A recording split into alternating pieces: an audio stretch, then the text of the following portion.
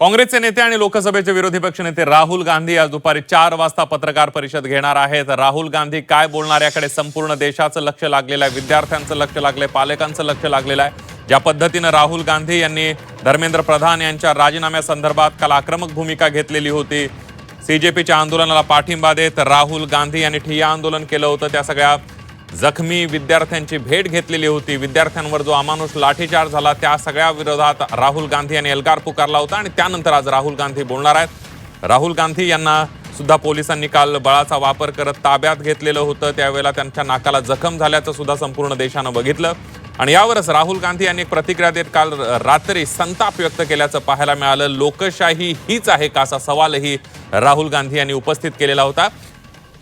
थोड्याच वेळामध्ये 4 वाजता राहुल गांधी पत्रकार परिषद घेणार आहेत, त्यामुळे राहुल गांधी यांच्या पत्रकार परिषदेकडे संपूर्ण देशाचं लक्ष लागलेलं आहे। एकंदरीतच विरोधकांनी आक्रमक भूमिका घेतल्याचं पाहायला मिळतंय, त्यामुळे राहुल गांधी पुढच्या एका मोठ्या आंदोलनाची घोषणा करणार का याकडे संपूर्ण देशाचं लक्ष लागलेलं आहे।